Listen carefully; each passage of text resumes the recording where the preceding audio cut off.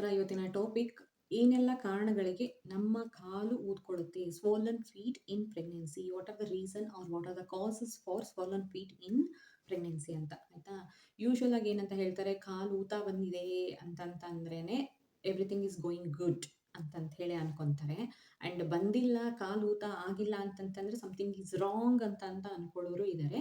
ಇದು early pregnancy symptom or late pregnancy symptom ಅಥವಾ second ಟ್ರೈಮೆಸ್ಟ್ರಲ್ಲಿ ಯೂಶುವಲ್ ಆಗಿ ಕಾಲು ಊತ ಬರುತ್ತೆ. ಥರ್ಡ್ ಟ್ರೈಮೆಸ್ಟ್ರಲ್ಲಿ ಇನ್ನೂ ಜಾಸ್ತಿ ಆಗುತ್ತೆ ಯೂಶುವಲ್ ಆಗಿ. ಸೊ ಆ ಥರ ಆಗ್ತಾ ಇಲ್ಲ ಅಂತಂದ್ರೇನೆ ಏನೋ ಪ್ರಾಬ್ಲಮ್ ಇರಬೇಕು ಅಂತ ಹೇಳಿ ಯೂಶುವಲ್ ಆಗಿ ಸುಮಾರಷ್ಟು ಜನ ಅನ್ಕೊಂತಾರೆ. ಅಂದರೆ ಸುಮಾರಷ್ಟು ಜನಕ್ಕೆ ಕಾಲು ಊದ್ಕೊಳ್ಳೋದು, ಪ್ರೆಗ್ನೆನ್ಸಿನಲ್ಲಿ ಕಾಲು ಊದ್ಕೊಳ್ಳೋದು ತುಂಬಾನೇ ಸಾಮಾನ್ಯ. ಓಕೆ, ಯಾವ ಕಾರಣಕ್ಕೆ ಕಾಲು ಊತ ಬರುತ್ತೆ ಅನ್ನೋದೇ ಇವತ್ತಿನ ವಿಡಿಯೋ. ಮತ್ತೆ ತಡ ನೋಡೋಣ ಬನ್ನಿ. First reason fluid retention. Fluid retention ಯಾಕಾಗುತ್ತೆ ಅಂತಂದರೆ, ನಮ್ಮ ಹೊಟ್ಟೆನಲ್ಲಿ ಮಗು ಬೆಳೀತಾ ಇರುತ್ತಲ್ಲ, ಸೊ ಬೆಳೀತಾ ಇರುವಂತಹ ಮಗುನ ಪ್ರೊಟೆಕ್ಟ್ ಮಾಡೋದಕ್ಕೆ, ಸಪೋರ್ಟ್ ಮಾಡೋದಕ್ಕೆ ನಮ್ಮ ದೇಹ ಜಾಸ್ತಿ ಬ್ಲಡ್ ಪ್ರೊಡ್ಯೂಸ್ ಮಾಡುತ್ತೆ ಆ್ಯಂಡ್ ಫ್ಲೂಯಿಡ್ ಪ್ರೊಡ್ಯೂಸ್ ಮಾಡುತ್ತೆ. ಓಕೆ, ಇದು ಒಂದು. ಎರಡನೇದು ಹಾರ್ಮೋನಲ್ ಇಂಬ್ಯಾಲೆನ್ಸ್ ಆಗ್ತಾ ಇರುತ್ತೆ. ಯಾಕಂತಂದರೆ ಪ್ರೆಗ್ನೆನ್ಸಿ ಹಾರ್ಮೋನ್ಸ್ ಕೂಡ ಬಂದಿರುತ್ತಲ್ವ. So pregnancy hormones and original hormones ಎಲ್ಲನೂ ತೈತಕ ಅಂತ ಕುಣಿತಾ ಇರುತ್ತೆ. ಸೊ ಅದರಿಂದ ಕೂಡ ಫ್ಲೂಯಿಡ್ ರಿಟೆನ್ಷನ್ ಆಗಬಹುದು.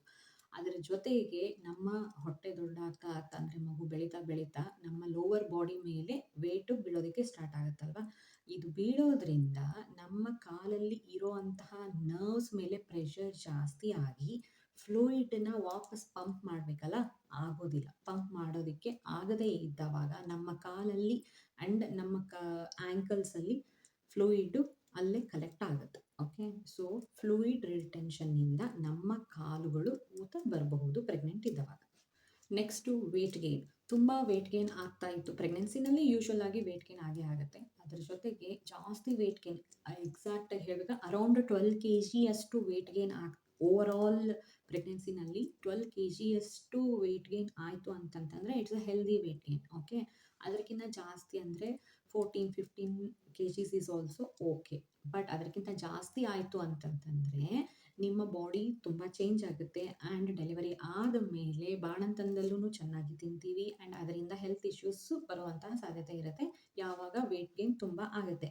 ಆ್ಯಂಡ್ ಬಿಗ್ ಟಾಸ್ಕ್ ಏನು ಅಂತಂದರೆ, ನೀವು ವಾಪಸ್ಸು ಸೈಜಿಗೆ, ನಿಮ್ಮ ಒರಿಜಿನಲ್ ಸೈಜಿಗೆ ಬರಬೇಕು ಅಂತಂತಂದರೆ, ಇಷ್ಟು ಜಾಸ್ತಿ ಆಗಿತ್ತು ಅಂತಂತಂದರೆ ಅಷ್ಟೇ ಎಫರ್ಟ್ ಹಾಕಬೇಕಾಗುತ್ತೆ. ಇಷ್ಟು ಜಾಸ್ತಿ ಆಗಿದ್ರಿ ಅಂತಂದರೆ ಇಷ್ಟು ಎಫರ್ಟ್ ಹಾಕಿದ್ರೂ ಸಾಕು ಅನ್ನಂಗೆ ಇರುತ್ತೆ. ಅಷ್ಟೇ simple. Okay, so weight gain ಜಾಸ್ತಿ ಆಗಿರೋದ್ರಿಂದ ನಮ್ಮ ಕಾಲಿನ ನರ್ವ್ಸು ವಾಪಸ್ ಬ್ಲಡ್ನ ಪಂಪ್ ಮಾಡಬೇಕಲ್ಲ, ಆಗೋದಿಲ್ಲ. ಆಯಿತಾ? ಪ್ರೆಷರ್ ಜಾಸ್ತಿ ಆಗಿ ನರ್ವ್ಸು ವೇನ್ಸ್ ಮೇಲೆ ಪ್ರೆಷರ್ ಜಾಸ್ತಿ ಆಗಿ ಪಂಪ್ ಬ್ಯಾಕ್ ಮಾಡೋದಕ್ಕೆ ಆಗದೆ ನಮ್ಮ ಕಾಲು ಊತ ಬರಬಹುದು. ತುಂಬ ಬಿಸಿಲಿದ್ರೂ ಕೂಡ ಕಾಲು ಊತ ಬರುತ್ತೆ ಅಂತ ಹೇಳ್ತಾರೆ. ಆ್ಯಂಡ್ ಲಾಂಗ್ ಟೈಮ್ವರೆಗೂ ಕೂತ್ಕೊಳ್ಳೋದು, ಲಾಂಗ್ ಟೈಮ್ವರೆಗೂ ನಿಂತ್ಕೊಳ್ಳೋದು, ಟೋಟಲಾಗಿ ಹೇಳಬೇಕು ಅಂತಂದರೆ ಒಂದೇ ಪೊಸಿಷನ್, ಒಂದೇ ಪಾಶ್ಚರಲ್ಲಿ ತುಂಬ ಹೊತ್ತಿನವರೆಗೂ ಇದ್ದರೆ ಆ ಥರ ಆಗುವಂತಹ ಸಾಧ್ಯತೆ ಇರುತ್ತೆ. ಸೊ ಇಷ್ಟೇ, ಬಟ್ ಮೇಜರ್ ಏನೂ ರೀಸನ್ ಇಲ್ಲ. ಓಕೆ, ಸೊ ಈ ಸ್ವೆಲ್ಲಿಂಗ್ನ ಕಮ್ಮಿ ಮಾಡೋದಕ್ಕೆ ಏನು ಮಾಡಬೇಕು, ವಾಟ್ ಟು ಡು ಅಂತಂದರೆ, ಕೂತ್ಕೊಂಡಿರೋವಾಗ ಎಲಿವೇಟ್ ಫೀಟ್ ವೈಲ್ ಸಿಟ್ಟಿಂಗ್ ಅಂತಂದರೆ ಕೂತ್ಕೊಂಡು ಕಾಲು ಮೇಲಕ್ಕೆ ಇಟ್ಕೋಬೇಕು. ಓಕೆ, ಒಂದು ದಿಂಬೋ ಏನಾದರೂ ಇಟ್ಟು ಕಾಲನ್ನು ಚಾಚ್ಕೊಂಡು ಕೂತ್ಕೋಬೇಕು. ಎರಡನೇದು ಸ್ಲೀಪ್ ಆನ್ ಲೆಫ್ಟ್ ಸೈಡ್. ಯಾವಾಗ್ಲೂ ಲೆಫ್ಟ್ ಸೈಡ್ ಮಲ್ಕೊಳ್ಳೋದಕ್ಕೆ ಟ್ರೈ ಮಾಡಬೇಕು. ಸೊ ಇದರಿಂದ ಬ್ಲಡ್ ಸರ್ಕ್ಯುಲೇಷನ್ ಚೆನ್ನಾಗಾಗುತ್ತೆ ಕಂಪೇರಿಟಿವ್ಲಿ. ರೈಟ್ ಸೈಡ್ಗಿಂತ ಲೆಫ್ಟ್ ಸೈಡ್ ಮಲ್ಕೊಂಡ್ರೆ ಬ್ಲಡ್ ಸರ್ಕ್ಯುಲೇಷನ್ ಚೆನ್ನಾಗಾಗುತ್ತೆ, ಅದಕ್ಕೋಸ್ಕರ. Okay, and drink plenty of water. ಚೆನ್ನಾಗಿ ನೀರು ಕುಡೀರಿ. ಎಲ್ಲ ಫ್ಲೂಯಿಡ್ಸ್ ಆಗಿರ್ಬೋದು, ರಾಗಿ ಗಂಜಿನೋ ಅಥವಾ ಜ್ಯೂಸು ಏನಾದರೂ ಆಗಿರ್ಬೋದು, ನಿಮಗೆ ಏನು ಇಷ್ಟ ಅದನ್ನು, ಲಿಕ್ವಿಡ್ಸ್ನ ಜಾಸ್ತಿ ತೊಗೊಳ್ಳಿ. ನೀರನ್ನು ಚೆನ್ನಾಗಿ ಕುಡೀರಿ. ನೀರು ಚೆನ್ನಾಗಿ ಕುಡಿದ್ರೆ UTIನೂ ಕೂಡ ಆಗದೇ ಇರೋ ಹಾಗೆ ನೋಡ್ಕೊಳ್ಳುತ್ತೆ. ಓಕೆ, ಸೊ ಹಾಗಾಗಿ ಎಲ್ಲ ರೀತಿಯಿಂದನೂ ಚೆನ್ನಾಗಿ ಲಿಕ್ವಿಡ್ಸ್ನ ತೊಗೊಳ್ಳೋದು ತುಂಬಾ ಮುಖ್ಯ. ಅದನ್ನು ಬಿಟ್ಟರೆ ಚೆನ್ನಾಗಿರೋ ಶೂಸ್, ಕಂಫರ್ಟೇಬಲ್ ಶೂಸ್ ಹಾಕ್ಕೊಳ್ಳಿ, ಸ್ಲಿಪ್ಪರ್ ಹಾಕ್ಕೊಳ್ಳಿ. ಈ ಸ್ಲಿಪ್ಪರಲ್ಲಿ ಮೇಲ್ಗಡೆ ಹೀಗೆ ಬಾರ್ ಬಂದಿರೋ ಅಂತಹ ಸ್ಲಿಪ್ಪರ್ಸ್ ಇರುತ್ತಲ್ಲ, ಅದನ್ನು ಹಾಕೊಂಡ್ರೇ ಇನ್ನೂ ಹಿಂಸೆ ಆಗೋದಕ್ಕೆ ಸ್ಟಾರ್ಟ್ ಆಗೋಗುತ್ತೆ. ಆಯಿತಾ? ಕಂಫರ್ಟೇಬಲ್ ಶೂಸ್ ಹಾಕ್ಕೊಳ್ಳೋದನ್ನು ರೂಢಿ ಮಾಡ್ಕೊಳ್ಳಿ. ಆ್ಯಂಡ್ ವಾಕಿಂಗ್ ಮಾಡಿ ನಾರ್ಮಲ್ ಆಗಿ ಮನೆಯಲ್ಲೇ ಅಥವಾ ಮನೆ ಹೊರಗಡೆಗೆ ಶಾರ್ಟ್ ಟೈಮ್ವರೆಗೂ. ಶಾರ್ಟ್ ಟೈಮ್ ಅಂತಂತಂದರೆ ಒಂದು 10 ಮಿನಿಟ್ಸ್ ಆಗಿರ್ಬೋದು. ಫಸ್ಟು ಒಂದು 5 ಮಿನಿಟ್ಸಿಂದ ಸ್ಟಾರ್ಟ್ ಮಾಡಿ. ದೋಸ್ ಹೂ ಆರ್ ಇನ್ ರೆಸ್ಟ್ ಅಂಥವ್ರಿಗಂತಕ್ಕೂ ಸಡನ್ನಾಗಿ ಲಾಂಗ್ ವಾಕ್ಸ್ ಎಲ್ಲ ಮಾಡಕ್ಕೆ ಹೋಗಬೇಡಿ. ಮೆಲ್ಲಗೆ 5 ಮಿನಿಟ್ಸು, 10 ಮಿನಿಟ್ಸು ಮಧ್ಯ ಮಧ್ಯ ಬ್ರೇಕ್ ತಗೊಂಡು ಮಾಡಬಹುದು. ನಿಮ್ಮ ಅನುಕೂಲ. ಓಕೆ. ಯಾವುದನ್ನು ಸ್ಟ್ರೈನ್ ಅಯ್ಯೋ ಇಲ್ಲ ವಾಕ್ ಮಾಡಲೇಬೇಕು ಅಂತ ಎಲ್ಲ ತಲೆಗೆ ಹಾಕೊಳಕ್ಕೆ ಹೋಗಬೇಡಿ. 10 ಮಿನಿಟ್ಸ್ ಇವಾಗ ಮಾಡಿ, 10 ಮಿನಿಟ್ಸ್ ಮಧ್ಯಾಹ್ನ ಮಾಡಿ, 10 ಮಿನಿಟ್ಸ್ ರಾತ್ರಿ ಮಾಡಿ. ಓಕೆ. ಹಂಗೆ ಮಾಡಿದ್ರೂನು 10, 10, 10 ಆಯಿತಾ? 30 ಮಿನಿಟ್ಸ್ ಆಗೇ ಬಿಡುತ್ತೆ. ಒಂದೇ ಸ್ಟ್ರೆಚಲ್ಲಿ 30 ಮಿನಿಟ್ಸ್ ಮಾಡೋಕ್ಕಾಗದೇ ಇದ್ದರೆ. Okay. This will be better idea. And comfortable ಬಟ್ಟೆಗಳ್ನ ಹಾಕ್ಕೋಬೇಕು. ಅತೀ ದಪ್ಪ ಅತೀ ಟೈಟ್ ಆಗಿರೋ ಬಟ್ಟೆಗಳ್ನ ಹಾಕೊಳ್ಳೋದಕ್ಕೆ ಹೋಗ್ಬೇಡಿ. ಲೆಗ್ಗಿನ್ಸ್ ಎಲ್ಲ ಹಾಕೊಳ್ಳೋದಕ್ಕೆ ಹೋಗ್ಬೇಡಿ. ಕಂಫರ್ಟೇಬಲ್ ಲೂಸ್ ಆಗಿರುವಂತಹ ಕಾಟನ್ ಪ್ಯಾಂಟ್ಸ್‌ನ ಯೂಸ್ ಮಾಡಿ. ಏನೆಲ್ಲ ಮಾಡಬಾರ್ದು ಅಂತಂತಂದರೆ, ತುಂಬ ಹೊತ್ತಿನವರೆಗೂ ಕೂತ್ಕೊಳ್ಳೋದಾಗಲಿ, ತುಂಬ ಹೊತ್ತಿನವರೆಗೂ ನಿಂತ್ಕೊಳ್ಳೋದಾಗಲಿ ಮಾಡಬಾರ್ದು. ಕುತ್ಕೊಂಡಿರುವಾಗ ಕ್ರಾಸ್ ಲೆಗ್ ಹಾಕ್ಕೊಂಡು ಕೂತ್ಕೊಂತೀವಲ್ಲ, ಆ ಥರ ಸಿಟ್ಟಿಂಗ್ ಪೊಸಿಷನ್ನಲ್ಲಿ ಕುತ್ಕೋಬಾರ್ದು ಯೂಶಲಿ ಎಲ್ಲ ಪ್ರೆಗ್ನೆಂಟ್ ವುಮೆನ್ಸು ಆ ಥರ ಕುತ್ಕೊಳ್ಳೋದೇ ಇಲ್ಲ. ತುಂಬ ಕಂಫರ್ಟೇಬಲ್ ಆಗೇ ಕುತ್ಕೋತಾರೆ. ಯಾರಾದರೂ ಕುತ್ಕೊಳ್ಳೋ ಅಂತಹ ಹ್ಯಾಬಿಟ್ ಇದ್ದರೆ ಅಂಥವ್ರು ಮಾಡಬೇಡಿ ಅಂತ ಅಷ್ಟೇ. ಓಕೆ. ತುಂಬ ಸಾಲ್ಟಿ ಇರುವಂತಹ ಪ್ರೊಸೆಸ್ಡ್ ಫುಡ್ ಐಟಮ್ಸ್‌ನ ತಿನ್ನಕ್ಕೆ ಹೋಗ್ಬೇಡಿ. ತುಂಬ ಸಾಲ್ಟ್ ಇರುವಂಥದ್ದನ್ನ. ಓಕೆ.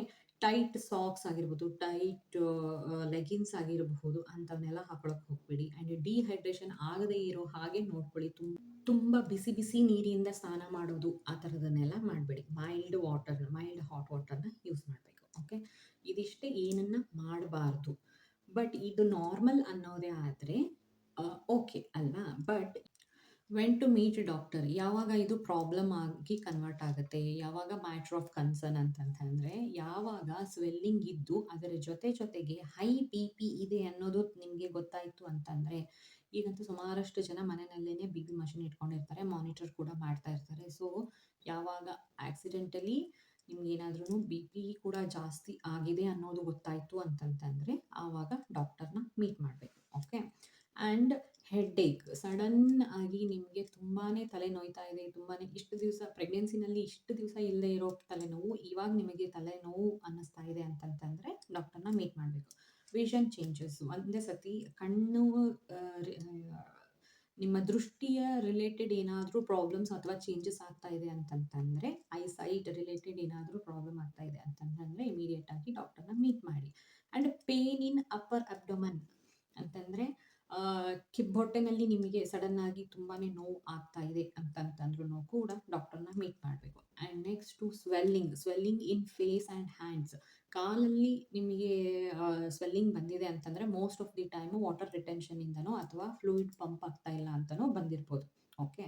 ಬಟ್ ಯಾವಾಗ ಕೈಯಲ್ಲಿ ಆ್ಯಂಡ್ ಮುಖ ಕೂಡ ಪಾತ್ಕೊಂಡಂಗೆ ಆಗಿದೆ ಅಂತ ಯಾವಾಗ ಅನಿಸುತ್ತೆ, ಆವಾಗ ಡಾಕ್ಟರ್ನ ಮೀಟ್ ಮಾಡಬೇಕು. ಇದೆಲ್ಲ ಏನನ್ನ ಇಂಡಿಕೇಟ್ ಮಾಡುತ್ತೆ ಅಂತಂತಂದರೆ, ಹೈ BP ಆಗಿರ್ಬೋದು, ಸ್ವೆಲ್ಲಿಂಗ್ ಫೇಸು, ಕೈ ಎಲ್ಲ ಸ್ವೆಲ್ಲಿಂಗ್ ಬರೋದಾಗಿರ್ಬೋದು, ವಿಷನ್ ಚೇಂಜಸ್ ಆಗಿರ್ಬೋದು. ಇದೆಲ್ಲನೂ ಏನನ್ನ ಇಂಡಿಕೇಟ್ ಮಾಡುತ್ತೆ ಅಂತಂದರೆ ಪ್ರಿಕ್ಲಾಂಪ್ಸಿಯಾನ ಇಂಡಿಕೇಟ್ ಮಾಡುತ್ತೆ. ಓಕೆ.